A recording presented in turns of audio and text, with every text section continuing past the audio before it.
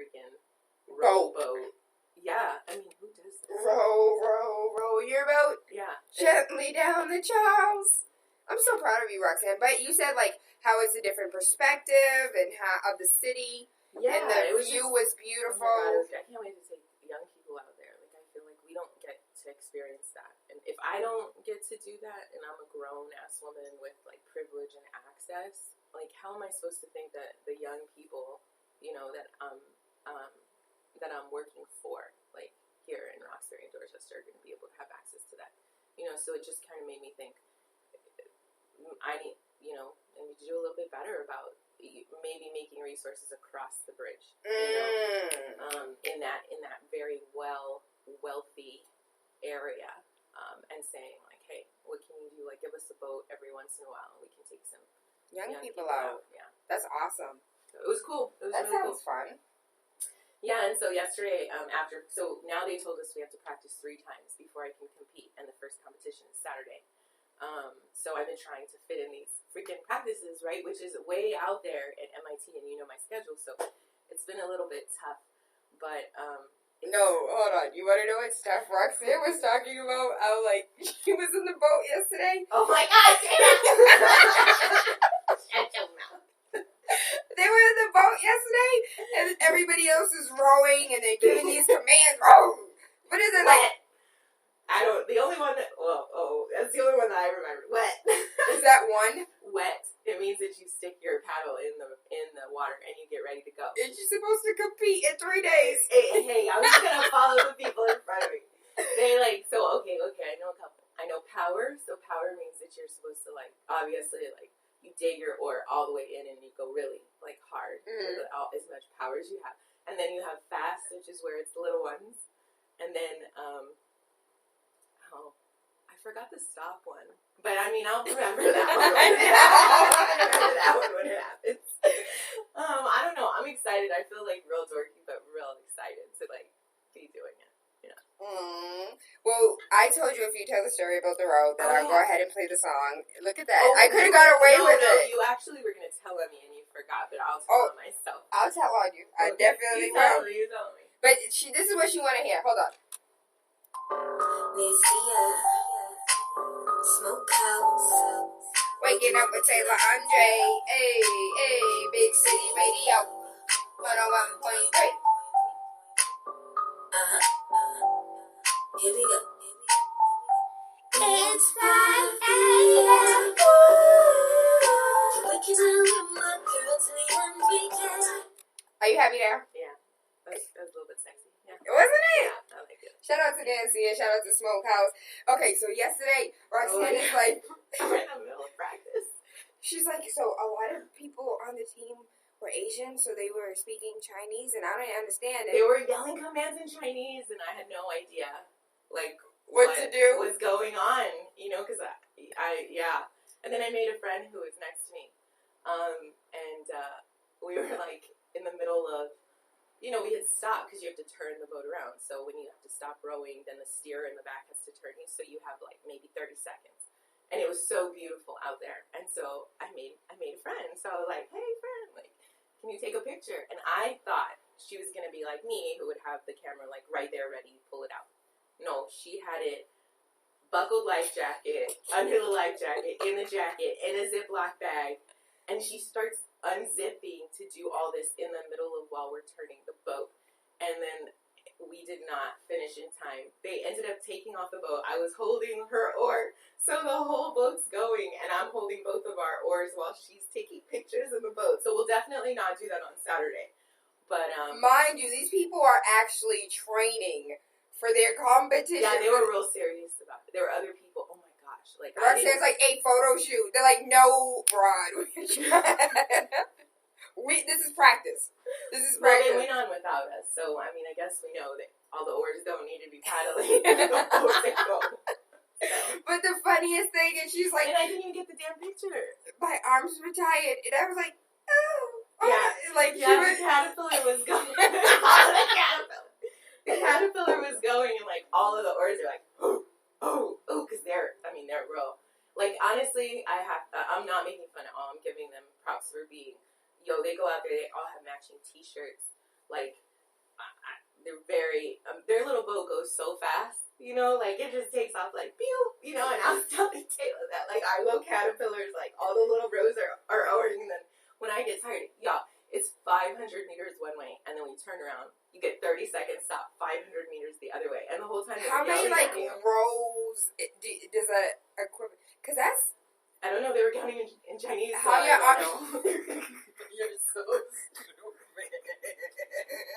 I was trying to learn. Let me ask you, so how do your arms feel? My right one is a little sore.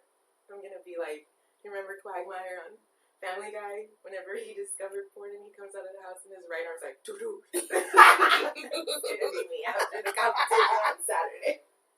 They're not gonna let her compete. They're gonna call the selfie queen, be like, we have a bench you can warm. Is there a bench warmer in rowing? No. Okay, then I don't know what their equivalency is. I'm gonna compete, Tayla. Don't put that on me. Listen, if I tell you you're not, I can guarantee you will. Shout out to all of the people. When people doubt you and tell you you can't do something, you just prove a point and prove them wrong. Yeah, because you know what? They told me that I could be the drummer. And I was like, what? I don't want to drum. Hold on, that's an important, like, to keep rhythm. Yeah, but you know, I don't know how to like, Roxanne's like, no, I'm good. well, I mean, but the drums look really, I mean, you get to sit at the front of the little boat and you can take selfies the whole time. Oh, come on. I would be taking pictures of the team.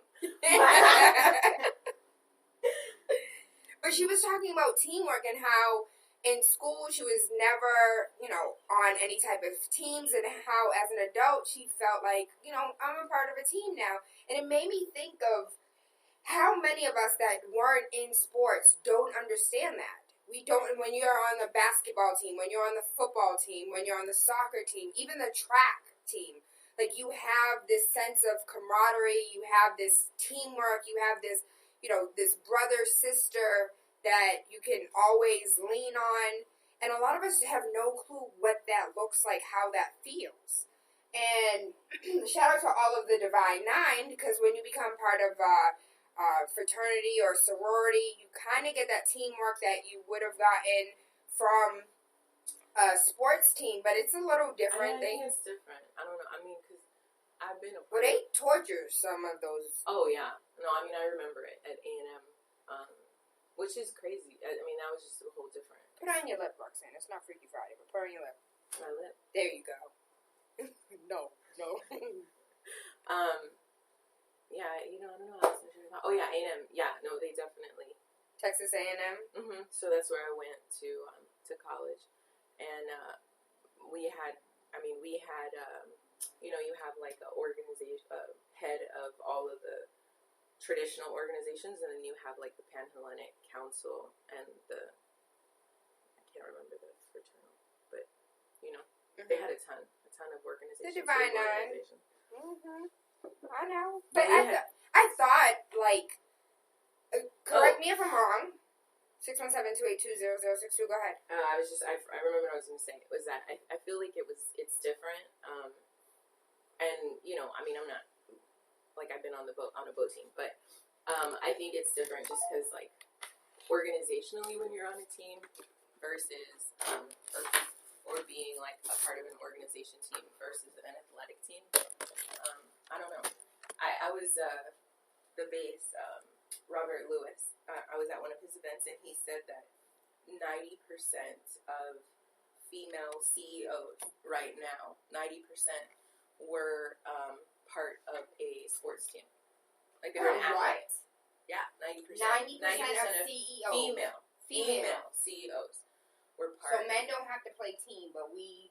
No, I don't think it's... I think it's that, you get a little rougher around the edges. You get... I'm just being, I feel like when you're on a team, it's easy. You get more accustomed to failure, to the possibility of failure, and then to the bounce back.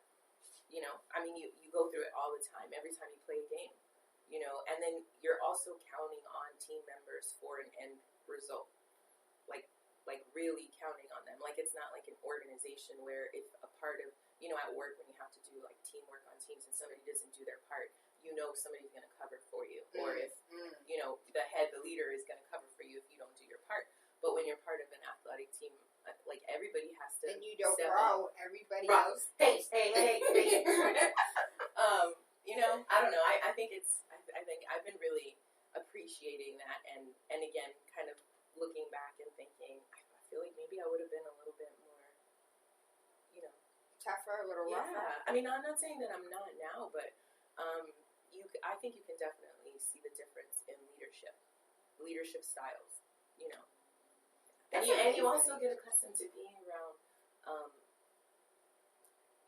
I don't want to say aggressive men, because I'm not trying to say like men who are in sports are aggressive, but you know, more dominant men.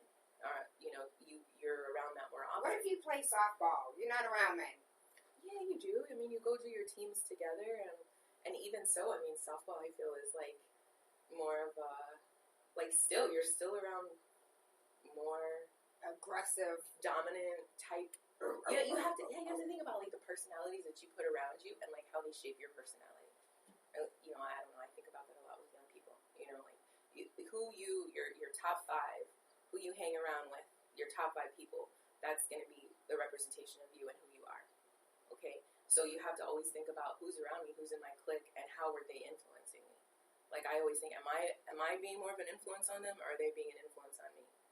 You know. Who influences who in this relationship? Right. Well, you and me, we're good together. We're good together. I think we're good together. You know? So anyway. Yeah. Teamwork.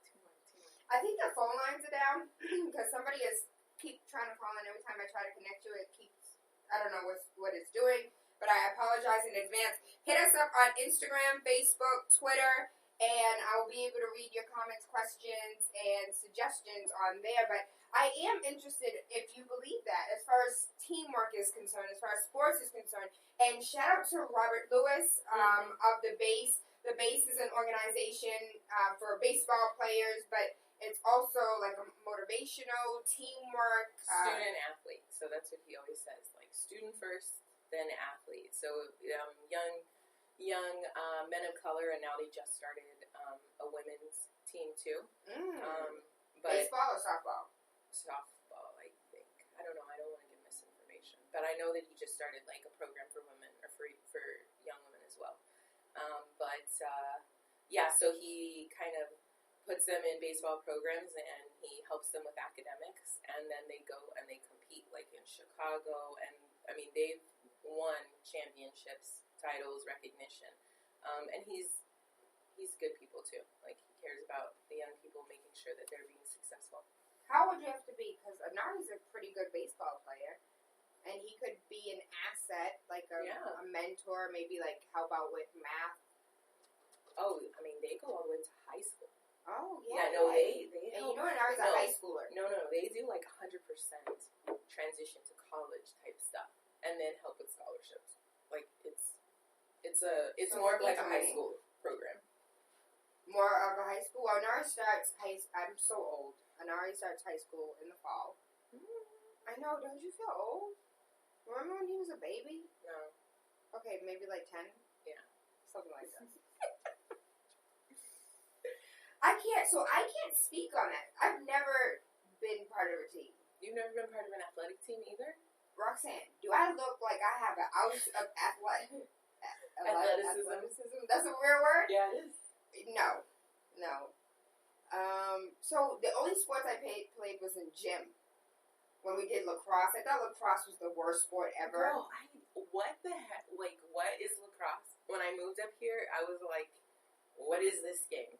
Never seen it before.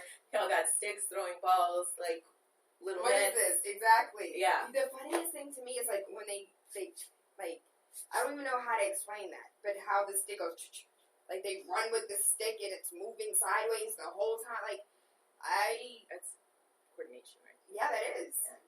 Wonderful. But who made that game and why? Who told us we could eat chicken eggs?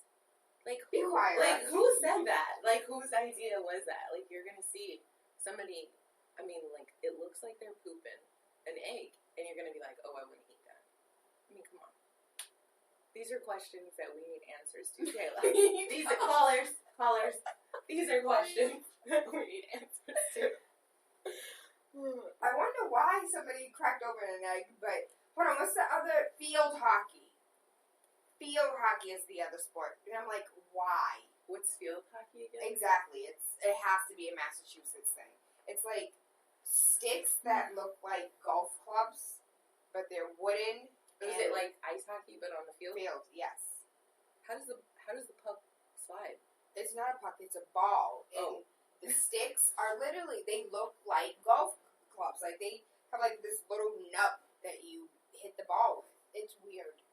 It's really, there's a lot of sports that I was just like, and the one that they like push the ice, like warm up the ice and the ball moves by itself, or they like push it. Yeah, that's another one I didn't know anything about. You know what we do have? It's called washers, where it's like little heavy, I mean, this is like a real country thing. But, I don't know, I think I've seen it here. Like, you know, where it's like a box and it has 3 holes in it, and you have little circle washers and you have to throw it into the thing. Is that like beer pong? No, beer pong's standing up and hitting. No, that is not beer pong. What? Beer pong is like when there's red cups and you throw the ball into the cup and then you have to drink the cup. Oh, yeah. Yeah, But yeah. Is that what you mean? It's like that? No, it's on the floor. Is it an actual game or is it just like something you play when you're drunk? That sounds like something real country though. Like Spade. Like that game Spade. Yeah. I mean, you can make it yourself. Like you make the boxes and then you put a string in between. So it's 2 boxes with 3 holes in them and a string connects them. And then you go lay it out and then you get washers. Like washers are circle metal things. And then you stand, you know, here and then they stand there and you throw them. So it's like horseshoes. Yeah, kind of like that. Yeah. Don't understand who made Hey, when you come to Texas, I'm gonna show you all this stuff, so don't worry.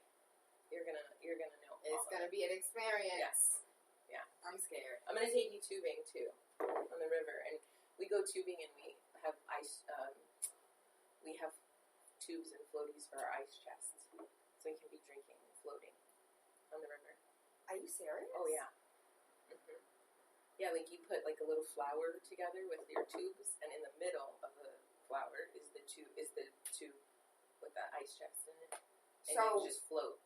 Everybody is in their own tube, but Yeah. we're all connected, and there's alcohol in the middle. Oh yeah, and you just float down the river. So when you're in Texas and bored as hell, y'all get real creative.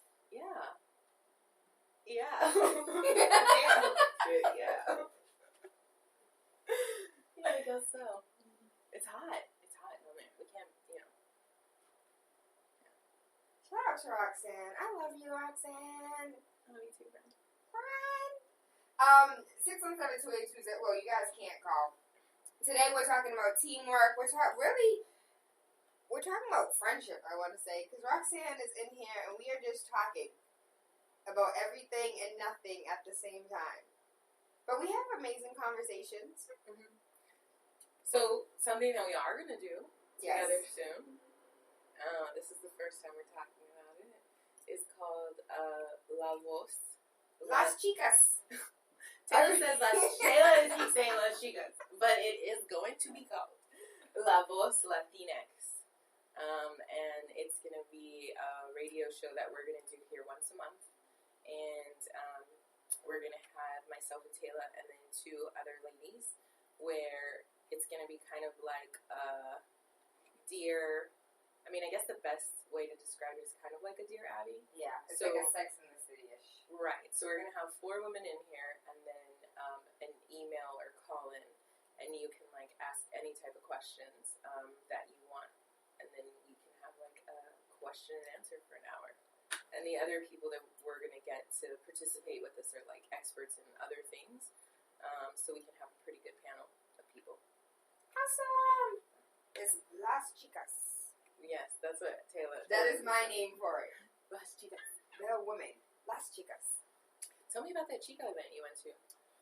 Oh my gosh. So I did a whole bunch this past weekend, but the Chica event was... And real quick, because before I forget, I'm going to need to know about Ethiopian food.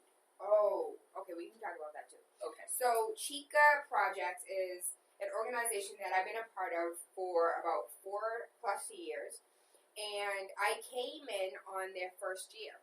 And the organization started because in Massachusetts, even though we have a large population of Latinos, there wasn't an organization that was unapologetically for Latinos, like for young girls at all. And so the founder, my mentor, Nuris Camargo, decided to, bring some of her network on board to help young women. And that's how it started, like mentoring young girls. And now they're currently in schools and across I'm so Massachusetts. excited that they're in schools now. I am too. That's big. And that was a vision that we've had for years, and for it to actually be a tangible program that, even the Helen Y. Davis is a part of. Pull it down.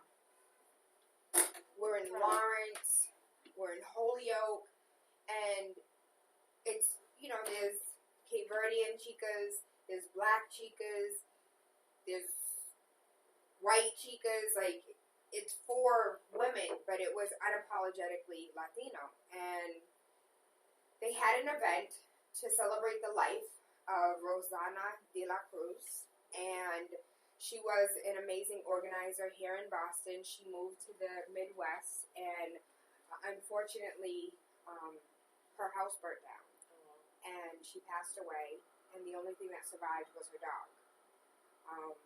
And so, even though her family got to say goodbye to her, a lot of her friends didn't have that opportunity. If I'm correct, I don't want to misspeak, but I believe they shipped her body back home. I don't know if it was DR or PR, but they shipped her body back home. Her family got to say goodbye. Her friends really didn't get that opportunity to, her college peers. And so they put together an event, but all the money, all the proceeds raised from the event went to a Rosana de la Cruz scholarship for Chica. So, and whatever those monies are, all people, not just Chica project members, but anybody who wanted to apply for this scholarship could apply for the scholarship. And it's just a blessing that we would have even been considered. Because she worked with a lot of organizations. She worked with a lot of businesses. That money could have went anywhere. But for them to set up a foundation and a scholarship, not a foundation, a scholarship in her name for Chica was just a beautiful thing. And everybody came out. And I love the way Nudi's closed out the event. It was a great, it was it looked how Boston should look. Like, if you were to, look at Boston as far as, not geographically, what am I thinking of? Ethnically? No, like all the different races. Who said regionally? Amity. No. But if you were to take a look and actually put a room together of what Boston looks like as far as demographically is concerned. Yeah. Like, if you were to, it looked like Boston's demographic. It was a room full of anything and everyone. It was a great mixture. And it was just an amazing event. And one of the things Nudie said was, even though we're here because of one person. We come from different backgrounds. We come from different socioeconomic, because there were some people that had money, and then there was like me. It was just like, I just want to be in a space where people have money. People had that much money? It was people that have quote unquote titles, people that were like, oh, look at them, I wish I was successful like them. So it was everyone, anything and everyone was in that room. Young people were in the room, elders were in the room. So it was a great mixture. And she was like, even though we come from every other background, we're here for one person, and we've had a great night together. You ain't gotta go home, but y'all gotta get there. No. But it was absolutely amazing. I had fun.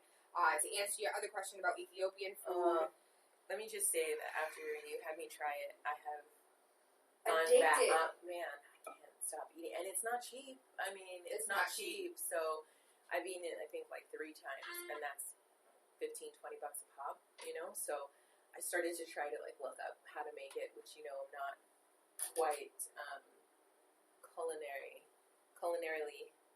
talented. Yeah, I got you. Yeah, that was good. So it's onions and a lot of work, and yeah. So what I had, my favorite Ethiopian meal is dorowet. Dorowet. And it means chicken. I forgot what wet means, but doro means chicken. And it's... I think that's the spices that they use, the wet. Wet. The spices. I don't Look know. at Roxanne knowing something. Well, I mean, I was spending way too much money on this food. I had to be like, I need to do something. I needed to learn I something. needed to learn how to make it. These cravings are, it was so delicious. So my question is, was that like everywhere there? No, that's all they eat. Yeah. Is injera and different, so it might be a red Injera's sauce. the bread. I just want to. Yeah, injera is a bread, and there's not a fork, a spoon, a knife And I anywhere. love that. Like, I love eating with my hands. Yes. I know. Oh my gosh, it reminds me of like tacos because Mexican. So like, I get that injera bread. I'm like making my little tacos. But it's injera bread or injera, which is like a bread, and it comes on this huge plate because Ethiopians do not eat alone. You do not eat by yourself. I've never seen an Ethiopian eating by themselves. When you are in the midst of Ethiopians, when I eat, you eat. It's called gusha. Like, eat. If you're not going to eat, I'm going to feed you. And the actual feeding of somebody else is called a gusha. And they made a joke about it in The Simpsons when Marge's car broke down in the bad part of the neighborhood. And then they walk in this store, and they're just like, CDs, T-shirts, food? What kind of store is this? It sells everything. What do they sell? And so they sit down to eat, and Marge orders like this huge plate that has, I don't know the name of it, but it has everything. It has the vegetables. It has the meat. They have a raw meat that they eat. It's a raw beef. But like everybody does it. So this is how it was broken down to me. Back in the day when the Italians came in to conquer Ethiopia and got their ass kicked and said you could stay if you want to, the Italians were down in the valleys, destroying, what they do best, destroying stuff. And the Ethiopians were up in the mountains, and they could not smoke the meat. They couldn't put it on a fire because then the Italians would know where they are, smoke signals type situation. So they couldn't have a fire, they couldn't cook anything, so they ate it raw. And then it got passed down generations.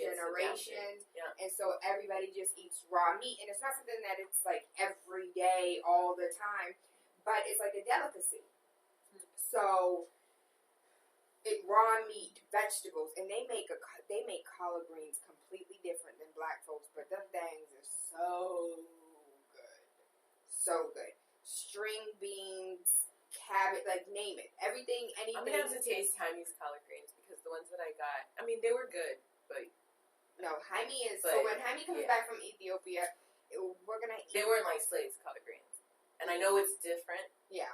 But, I got you. But when Jaime comes back, her cafe will open, Bliss International Cafe. So it'll have Cape Verdean food, it'll have Dominican, Puerto Rican food, it'll have Ethiopian food. Who's she going to have cooking all this stuff? Are you So, going to be back there? you know I can't cook Cape Verdean food, I can't even speak the language. Cape Verdeans call me fake Cape Verdean all the time. I know, it's so... how would you feel if people call you fake Mexican? And I mean, that's happened. How? Hello, I present white. Look at me. I'm super light. I get even up here. It's weird when I'm down home in Texas. Everybody knows I'm Mexican. There's no question. But up here, I feel like I don't know. Am I Italian? Well, I always get last week was a bad week. I think I got asked 3 times. I was upset. Somebody was just like, that white girl of bread, and I was like, Her name is Roxanne, and she's a Latina. Good, thank you, Boo. I got we you. need to go to the beach. We need to go back to, what beach did you take me to? Duxbury Beach. Oh my gosh, yeah. We need to go back. My favorite beach in Just the to whole lay out. world. Yeah. Sometimes we go to her backyard with, you know. Don't snitch on us, Roxanne. You just giving all the tea away today. For free. I'm just saying I don't need any tan lines. I just want to be real brown. Okay, that's all I'm saying. I need to be real brown. But back to the food. So it's a huge plate of food. Mm-hmm. It has yellow sauce. It has orange sauce. It has red sauce. It has meat that's not cooked. It has cheese. And the way they make cheese is they boil up milk. And they slow boil the milk until it curdles. And when it curdles, that's cheese. And they don't eat, like, other than eggs, there's no dairy. They don't drink milk. They don't have cheese other than the cheese that I just explained, the curdled up milk. And that stuff is so amazing. And you eat it with, like, mix it with it's not really mixing, but when you pull off a piece of injera, you dip it in your vegetable, you dip it in your meat, you have a little sauce, a little hot sauce, which is actually not even hot sauce, but peppers grounded up into, like, a seasoning. You have to ask for that, because that's something that only an Ethiopian would know, and they don't just give it to everybody. She said meat, or I don't know, I asked Yeah, for the it. little... Yeah, because I saw you ask for it, so then the next time I went, I tried, and she said it was called meat, or something like that. Oh, I'm surprised. Don't tell nobody that we want it, girl. Oh, okay. You might kill us. But Bliss International Cafe will be across the street from Packy's. You'll be able to try your own Ethiopian food. And it's everywhere. That's all you eat. But in Ethiopia, there's, again, a lot of Italians. And so the Italian food is, it's amazing, too, in its own right. So you'll find a lot of Ethiopian spots. You sit down, a whole meal for, like, 4 or 6 people is, like, $40. A meal for 3 people is, like, $21. And that's including your drink and the entire meal, your belly full. Nobody ever brings bags home. You don't bring food home. Why? Because the restaurant keeps it, and they give it to the Lost Boys. Oh my god. So there are a lot. You want to talk about at-risk youth, Roxanne? Like, I sat here and watched 8-year-olds smoke a cigarette and play. It's like pool, like the equivalency of pool, but on a wooden table with, like, different like, made out of geniusness. Yeah. Using bits and pieces and parts from the trash. They sleep, those blue tarps that people put over, like, cars, or that is, like, the structure of their home. They use pieces of trash and cardboard and tin to make the outer shell of the home, and then put the blue tarp over it to keep the rain out. How did that affect you, seeing that type of living and environment? It made me understand a different level of poverty. When we talk about the poverty line here in America, when you still have access to health care, you still have, like, even though you might have to pay an arm and a baby for it, you still have access to health care. You still can go somewhere and pick up bread. You can still, sign up for emergency food stamps. You can still sign up for emergency shelter. I never saw, because a lot of Caribbean-born individuals understand this poverty. If not growing up in it, they saw it. And I'm an American. I grew up on a farm, but even on a farm, like, we still had a house, we still had electricity, we still had running water, hot water. So we were poor, but I can't even say that we were poor anymore. Yeah, it changes your perspective. Absolutely. Of what poverty really is, what poverty looks like, and it changed my perspective on, like, happiness, because they had nothing, but they were so happy and so giving and so loving, and everybody cracked jokes. Like, Jaime had to do a lot of translating, but every time we went somewhere, everyone had a joke about anything, everything. And I thought maybe it was just me, I'm a little different, look a little weird, but they thought that she was the tourist and I was the Ethiopian. No. Everybody, when she comes back, she'll tell you. The whole time I was there, everybody spoke to me in Amharic. Everyone. And they spoke to her in English. Wow. So, I loved it. I absolutely loved it. I love the food. I love the culture. I love the freedom. And this is one of the things that I say to everybody that asks me about Ethiopia. We don't understand freedom. America is home of the brave, land of the free, but we do not know what freedom is. Again, Caribbean born, completely understand. I don't know, like, if you were you raised in Mexico at any time? No, I was raised in Texas, but, you know, went to Mexico to go visit. You know, my dad has family there, you know. Yeah. So my family's still there. So it's, I don't know. But what do you mean? Because I don't know. I guess it's a freedom. Like, there is no government oversight. No one's going to come and cite you because you parked somewhere. No one's going to come and cite you because... I think we have different definitions of freedom. Because to me, I mean, I agree with you, right? Like, yes, that's one type of freedom. But to me, the freedom that's most important is, like, personal freedom and social freedom, like, as a woman. You know, so, like, for me, I'm always looking at that, like, me as a person, like, how free can I be? How free can I express myself? You know, that's really important to me, you know? Do you feel like it was like that as well with women there? No, for me, well, as women rule the damn world in Ethiopia. Women are embedded in the government. Everywhere. I've heard you tell me that. They have, all their songs are about loving women and how amazing women are. They don't have not one song that degrades women in any way, shape, or form. All of their songs are about this sun, this beautiful sun that lights up my life. They talk about her being, so it's not like I love you with all my heart. It's like I love you with all my liver.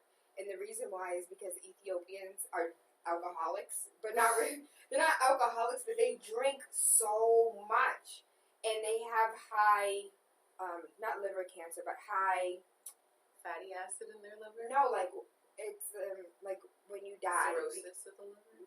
Like they have a lot of liver diseases because they drink so much. So it's like I love you with all my liver. Like the liver is really important because it filters out the alcohol. So it's like the key. It's not their heart. Like I love you with all my liver. I love you with all my stomach. So it's a little weird, but they make songs about like the woman is my liver. You know, she's my stomach. I love her like I love a full belly. There's no disrespect of women. There's no catcalling. You do not. I did not see one person catcall a female the entire time I was there. That's amazing. It was beautiful. And women. I don't have the statistics because I don't know the statistics, but based on my experience, 90% of the businesses owned were by women. Wow. And women just run the world in Ethiopia. And I loved it. It was a beautiful thing. And also people of color, right? You were telling me that. Oh, it was like to see black people. Yeah, to see black people everywhere and in government like that, yeah. And it's something I've never experienced. Always being the minority, even in my own family. Being the minority, being the darkest thing, as light, bright as I am, still being the darkest thing on, I can't say that because my godfather is really dark. My uncle, okay, fine. In my immediate family, within mother, sister, brother, stepdad, being the darkest thing in that household, and then going to a country where everyone is black. The president is black. The city councilors are black. The members of Congress are black, or they are equivalent of what that would be for us. Just to have that space of not feeling that legacy of oppression is, and they've never been colonized. Exactly. That's what I'm like. That's what's beautiful. You know what I mean? Is I want to know what that feels like. Like when I was young, I went and I studied in Spain for a little bit, but I was too young to you know what I mean, to really get the experience, I feel like. And so correct me if I'm wrong, but I thought Spaniards were really on the light side and were the here in America identified as white Latinas. Yeah. So how is that the same thing as being around all black people? What do you mean? No, I'm saying it's not. Because you said in Spain you didn't get to experience Yeah, that. I didn't. Like, I didn't feel... Were there all black people there? No. But you went to DR, right? Yeah, I did. And that's DR all for, black. Yeah, I was in, well, I mean, you know, people have colorism, like, and it's in the DR too, you know, where it was weird. It was like, people thought I was weird because I always wanted to be tanning and I always wanted to be darker. And I would always wear my hair curly and I never wanted to straighten it, you know? So you have that's what I mean by being in a space that wasn't colonized, that doesn't have these white idealism, these white beauty or system ideals that were built on white supremacy. That's what I mean. And like, I mean, that was still in the DR. I loved my experience there. I was there, I think, for 3 summers. I was living with no electricity, no running water. I was working in hospitals, delivering You had to take babies. a bucket bath? Yeah. I love bucket baths. Yeah. And that's how I had It's cold. babies You wake up. here. Wake up. I mean, you know, that cold water wakes you up real quick. But yeah, I mean, even in living in that way in the DR, in like this poor beach town, there was still that issue of colorism and, you know, thinking because you're a lighter skin color, then, you know, you're better or you have more privilege or... We still both live in the same shanty. Tell me, who has more privilege here? Yeah. Wow. So. You should definitely... I advise everyone to go and visit an African country. I would love to go. And be immersed in the culture and, you know, eat the food, understand or learn the language a little bit. I know it's a little difficult, but shout out to my Nigerians. I love the food. You know, I'm greedy, so when I get married, husband, when we get married, we are going to have a buffet of food. There's going to be sushi, Chinese food. We're going to have Italian food, Cape Verdean food, Ethiopian food, Mexican food. It's just going to be food. That's my whole wedding is going to be food. Asaria would totally agree with this. No, I'm definitely going to be there. Just for the food. Mm-hmm. We covered a lot of things so far. We've just been talking. Yeah. Wake Up with TaylaAndre, Monday through Friday, 5 a.m. to 7. In the building with a friend of mine, but she's also a representative of, she's here in the capacity of TheRevolution, but she has been here in the past in the capacity of the director of Boston Youth Service Network. And even though you don't call yourself the director, right. I do. I know. Every time I come on the air, Taylor's adamant about it. I am. Because when I see the work that you do, director should be a title. Board members. Foundations. That's what I'm going to say. Put some respect on my name. Put some respect on my name, Foundations. That's the feelings and beliefs of Roxanne Longoria. At this current time, represent nothing except for Roxanne Longoria. We were talking about teamwork. We were talking about Roxanne. She sent me a text message yesterday, and she was just like, "Friend, I'm coming over after my practice." And I'm like, "Her practice? Roxanne doesn't do, like, what is she practicing?" She was like, "Yeah, my dragon boat practice." I thought it was a typo. I was like, I do not know who you are. I don't know who you are. I don't know what this is. And then we ended up having dinner together, and she's just like, "I'm part of a team." And she was like, I was never a part of a team when I was, you know, as a child or when I was in my youth. But it's awesome to be a part of a team, and it made me think about our own communities and how, you know, not only that, but yesterday seemed to be the theme of team. So I was in the office with Alex E. Edwards, Thumbprint Realty. If you're looking to buy, sell, rent, 617-459-0041. I was in the office yesterday with my team, and we were talking about teams within the team. Like to have somebody as a buddy.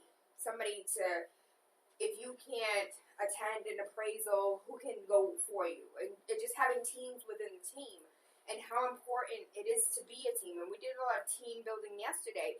And it just made me think about how much of a team we don't have out here in these streets. Like, I don't have a team with my neighbors. Now, there's 2 or 3 neighbors that I know. Which one? The one with the crazy little kid hanging from the Oh my upstairs gosh, I window? wish I could whoop him every day. He is so bad. He is so bad. And his mother lets him. He yells out the window all type of obscenities. He curses at women. He calls them out their name. He'll scream at men. They fight all the time. Like, and I can only imagine what the parents are doing. But, and then I have 2 neighbors that I feel like a team with. 3, 4. There's a couple people on my street that I feel like a team. But as far as like the community as a whole and knowing the people 2 streets behind me, I remember.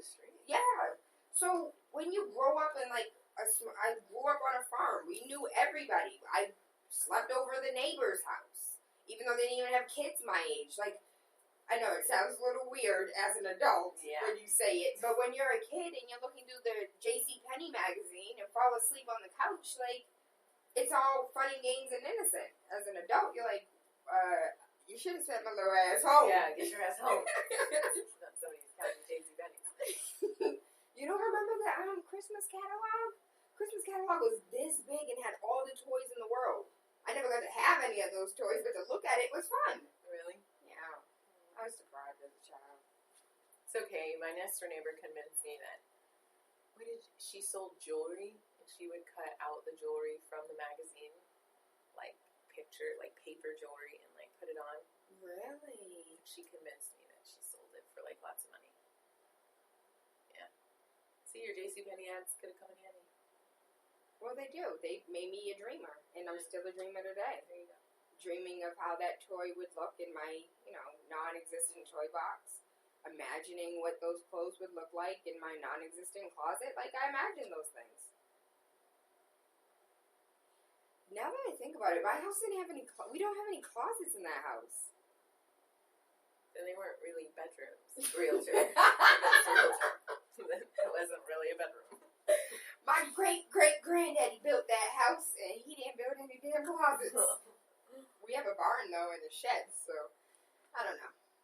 When I think about my childhood and then actually, the things that I've complained about in the past and the things that I felt about my life, Ethiopia was like a reality check for me. Like, you complain like, my parents weren't there to support me in my social, emotional needs. Like, parenting today is completely different to parenting 20 years ago. You used to have to just feed them and send their ass to school. Today, you have to worry about their social needs, their emotional needs, their how their feelings feel. Like, my parents didn't give a damn about my feelings. Like, sit down, shut up, be humble. You have no feelings. You're a child. And now we, holistically, we look at the entire child. How can we raise this child holistically, spiritually? Do you think that's bad, though? Yeah, I kind of think we have a bunch of, I don't know if I can say this word, but like pussycat dolls. You know the band Pussycat Dolls? With the ears? I am not even, come on, Roxanne. Come I on, was so serious. the smartest dumb person I know. Roxanne has a master's degree. A big ass master's degree just hanging up in her office, and she's like, hold on, but what? I'm just me, Tayla. I'm just me. And I accept you holistically. Yeah, I know who the Pussycat Dolls are. I was just being sassy because I don't like saying pussy. Cat dolls. Mm-hmm. Lord have, but I really do think that our boys aren't really the masculine boys of, like, my cousins used to go out and beat on each other. Like, in the street, beat the crap out of each other. You want them to be going No, I don't want them to, but I want them to be in their manhood. I don't want a bunch of men out here that are metrosexuals. It's fine for you to be complete, like, get your manicure, get your pedicure, stay groomed up, but whoop some ass if the time calls for it. So being like just having your testosterone, being in touch with your testosterone, but still letting that testosterone come through the door. Remember the conversation we had yesterday when a man comes in a room and he commands attention? Yes. The men don't walk in a room and command attention anymore. Men walk in a room like dainty little girls. But I don't feel like, well, with this particular man, he presents himself like that, right? But I don't feel like, I don't know. So when you, okay, so you know my cousin Kamal. Yes, of course. When he walks in a room, he commands respect. You've met a lot of the men in my family. When they walk in a room, their balls hang. Ugh, Tayla. Okay, not like that, Roxanne. You've been looking at my Uncle Roxanne. You've been He gonna put his name out there too. You've been looking at my uncle. No, but and I was I know that one can cook some real good ribs. I don't know. Hey. But there's certain men that walk in a room and they are men. And I don't feel like we are raising a generation of men that believe in the, I just feel like the providing, the nerd. Like, I don't know. I have men in my life. And I don't see us raising our boys to become men. That's tough for me because again, like I think we differ on definition of manhood. I want for the dude that I'm with to be commanding attention and to be able to rough me up and throw me around a little bit, right? Like I'm gonna be honest, but at the same time, I want for him to be in touch with himself and be able to have like conversations and not be just, this is how things are gonna be. Name one of the men in my life that you have met that is not in touch with his feelings and isn't in touch with being able to have a conversation. I feel like you've had a conversation with every man in my family. And you can like accurately say that they have great balance.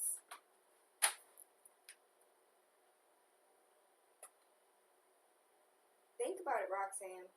But then when I see, like, I'm going to be 100%. Yeah, but I guess, I'm thinking about those, like, real dominant, aggressive men, Like, that when you say you want a masculine man, when you say that, that's what I think of. I don't think of the men in your life, which is true. The men in your life are, and I'm joking about, our ribs uncle.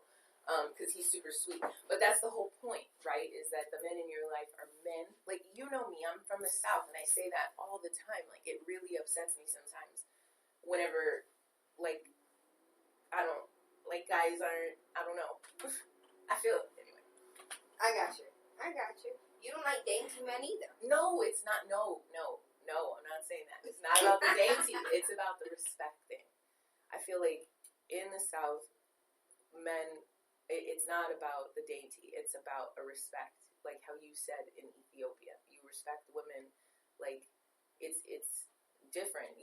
They open the doors. They ask you on real dates, and mind you, they might be going on real dates with 5 other chicks. We all know that, but you're still gonna get a real date. They're still going to commit an hour and a half to you, ask you on a date, pay for your food, treat you like a woman, like a lady.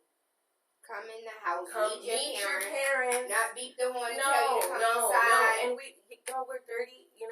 I'm not at the age to be playing those games anymore. And I feel like people here still play those games. So you need a Southern boy. Maybe, yeah.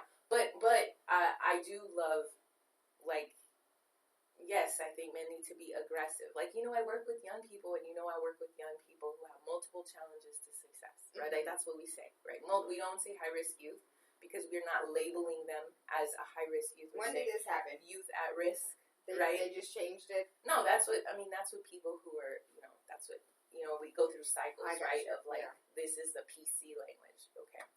But anyway, the point is that I feel like, what is some... PC? PC, politically correct. Oh, okay. Like, it's, no, I didn't mean, I just mean... I was like, did she mean people of color? Is that people of color? No, that's POC, people of color. PC just means... it's just like it's the catchwords. It's the system. Like you have to be. I'm just being. You have to know the keywords in like the system, right? So anyway, What were we talking about? You just got me off my... You're talking about Southern boys versus No, the Northern... dainty versus the masculine. I just want to be, because I feel like, you know, men have all of this pressure to be masculine and to be that aggressive macho. And if that's you, fine, that's you. But if that's not you, like, I don't feel black men, like the whole romper thing, right? And we are going to disagree. I see you rolling your eyes already. I know we're good friends, but we disagree on stuff like this. You think it's okay for a man to wear I a think romper? it's okay for a man to wear whatever the fuck whatever he wants to wear. I want him to wear whatever he wants to wear. Oh, he can wear overalls. Right. That's Country boys have been wearing overalls That's forever. the closest thing to a romper I want to see on my man is a pair of Okay, overalls. but that's And your you better bring it back but to the you 90s can't, and you only can't have one judge. strap. I'm lying. You remember how you only had the one overall strap? Yes, I remember.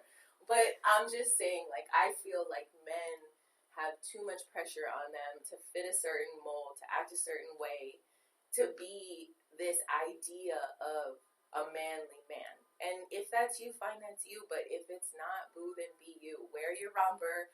Do you. Be happy.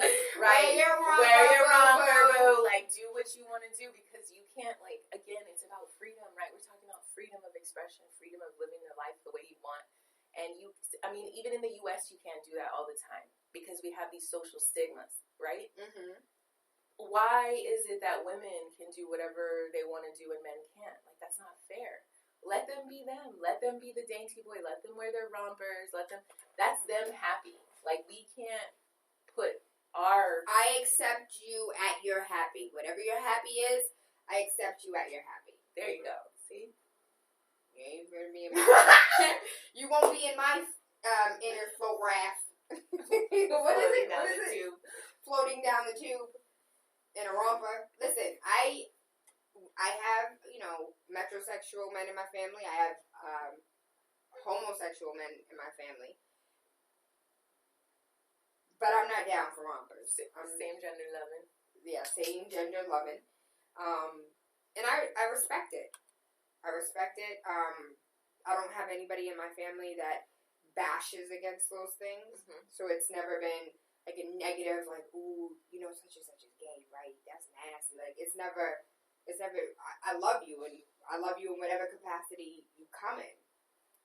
So, I don't know. I want to say that I'm blessed in that, right? Because how many families have, like, disowned people because of whatever their choices? Disowned, bashed, banished. And that's how, like, the majority of young people that are homeless identify as LGBTQ. Really? Yeah, absolutely.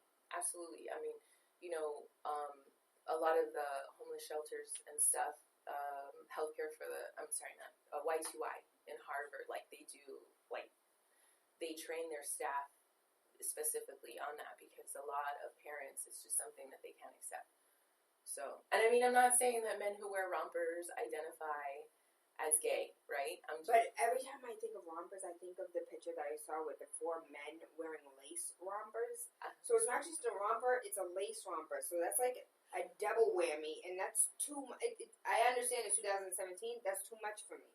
That's an extra level up. The lace was too much. The lace was too much. That Victoria's Secret was too much for me. They're going to have, like, lingerie now. Like, man lingerie. Oh! Stupid. Lingerie! It's going to be a lace banana hammock. I'm about to open the store called Lingerie. I bet you're going to do numbers, too. Then you wear lingerie. See? I mean, if I'm not saying I would be happy with my man wearing a lace banana hammock, but somebody else might. What if he came in a lace romper, a silk romper? He came in like. No, that's not attractive to me, but I'm doing it. I don't know. I do like butts. I do. I beaks as well. Men that have high dukes. Yeah. Does it You- sound oh like my you God, know they don't but- say that here? BT, but who knew that butts could have like indents on the side of them? What? Yeah. Oh, Girl, you're talking about like I the, did not know that. Yeah. I was like, no, like. yeah, so when they squeeze that butt. No, you he can didn't see even have to squeeze it. It was just there. like that. And I was like, there's something wrong. Oh no, that's a muscle. Oh, okay. Yeah. They get little indentions on the side. It's cute. Whose butt did you see, Roxanne? I want to know. Because that's like a... Girl, I know. I He's thought, an athletic man. I thought something was wrong. Like, I was like making fun. And he was like, oh no. Touch it.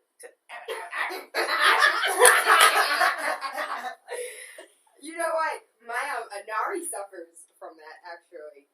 And that's why, like, he's on this whole sweatpants thing. And he's like, pants don't fit my butt. And I was just like, what does that mean? He was just like, look. And I'm like, oh, that's a real problem.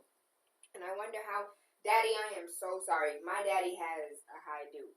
Well, you all were blessed. I mean, look at you and... Hey. That's where I get it from, huh? I don't even get my booty from my mama. I get it from my daddy. He's gonna kill me. Uncle Terry, you better not snitch. Roxanne, I enjoyed you today. I enjoyed it too. Oh, it's that time. It's the top of the hour. Tell them how we can find you. How can we stalk you, Roxanne, and kidnap you? I can't believe you snitched on me today. I love my kidnappings. That wasn't, I love getting kidnapped. And I kidnapped for hours and days. It was my boo, man. Remember that, I'm up here with, she's my new family. They adopted me. We did. No, really, I, go over to food and everything, just show up, knock on the door. I'm like, I'm hungry. And we feed her. She's like the cat. Hold on. So Roxanne's like the crazy cat lady. She definitely is.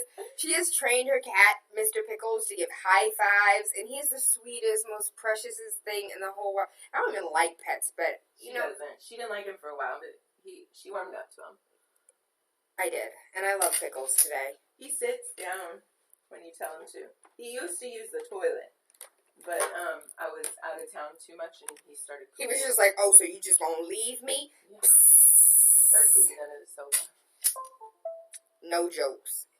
He gave no the bad word that Roxanne just said. I'm gonna beat you, Roxanne. I'm sorry.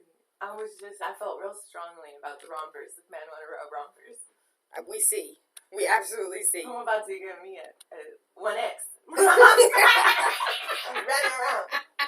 I'm gonna buy y'all rompers. Who wants rompers? Come on, baby. You get a romper. You get a romper. You're gonna have rompers in storage because none of the men, the Batty Boy, them, no one from this station listening is going to wear a romper. I want to give a huge shout out to Faith Naturals. Every time Roxanne comes over my house, she uses all my Faith Naturals products. It would smell like it. It smells so nice. It the is. Boom Boom Wash. You hear that? The first thing that came out of her mouth was the Pum Pum Wash. I promise you, if you have not tried the Pum Pum Wash, 66A South Street, Faith is open from 10 a.m. until 7 p.m. So you can get her as soon as you get out of work, or you can go online, Faith's with an S, Naturals with an S, Beauty.com, and you find everything Faith Naturals. You can find her on Instagram, Faith Naturals. And she has her product lineup so you can figure out what you want to use. She has reviews on there so you can figure out what would best suit you. Alopecia, eczema, balding, name it. Whatever you name, she has it. Shampoo, conditioner, deodorant, lotions, face wash, pum pum wash, man body wash. She has man products for beards. She has man product scents. She has honey goat weed. She has moringa powder. She has black charcoal. Anything and everything that you can ever imagine. Crystals, singing bowls. And I bet you if she lay hands, she might heal you from something. I'm just joking, but I'm so serious at the same time. Aside from that, I want... Roxanne, let's go on a date. Let's go shooting at the range. Oh my God, I would love to. Yes? Yeah. Yes! Okay, so we're going to call Firearm Fred, 617-293-1011. So and we're going to go pew pew. Y'all get ready. because I'm from Texas, so. Oh, you think you're a good shot, Oh, Roxanne? yeah, we're going to get ready. This Aight. is my first time, and I'm going to get you. Just wait. Oh, you for real? Yeah. Oh, yeah. Oh, yeah. Oh, yeah. Oh, yeah. Competition. You We're ready for We're it? going to show our little papers. We'll see. Yo, Roxanne might be the truth, though. I'm ready. You know, I wish I did recorded that face. Those little duck hunting games. Okay, this is not Nintendo, bro. This is real life. This is real life. I am definitely, I'm not a Second Amendment sister on paper, but I am a Second Amendment sister on heart. In heart, I believe in the Second Amendment. I believe for the right to bear arms, and I like shooting. I do. I like guns. I like shooting, and I hope you will come out with me and Roxanne, or Roxanne and I, and come shoot with Firearm Fred, 617-293-1011. Yesterday, I was at Prestige Cuisine getting my fat girl on. That food was so bomb. I had a little bit of everything, saltfish, ackee, with rice, callaloo, and chopped chicken. I had it mixed it all up, and it was delicious. Do not forget, this is so important, this Saturday, the first annual Seed Plan Champions Award. This is honoring family engagement champions. This is Saturday from 5:30 to 8:30 at the Bospoli building. Food, drinks, entertainment, people in the building that you definitely want to come and rub elbows with. This is dedicated to all of the parents that are fighting for other people's kids. This is dedicated to all of the parents that are looking at the injustice and the inequity that is taking place within our school system and saying, listen, somebody has to stand up, somebody has to fight, and we are finally honoring them. Because we honor teachers, and we honor administrators, and we honor politicians, but how often do we honor those that are the most important, and those are the parents that don't have a voice, but make a seat at the table for themselves. If you are not at the table, you are on the menu. So I need all of us to have a seat. Seed Plan provides that seat with a little name tag and everything that say parent, and gives you the opportunity to speak on behalf of your child. So that way, there are no decisions that are made without parent input. And that goes for anything across the education sector. Do not forget, June 25th, we are at the Boston Business Builder at the Bospoli building from 12 to 6 p.m. I can't wait. We're talking about entrepreneurship and not just owning a business, baby, but being a multi-million-dollar business, a generational business that you can leave to your child and your child's child and create a legacy for your family.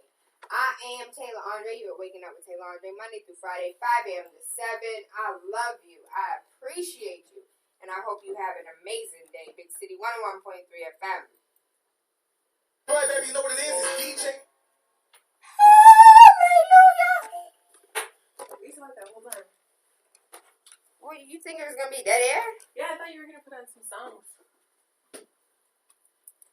We were good. Neil, do you know Roxanne? Roxanne, nice to meet you. Roxanne's awesome.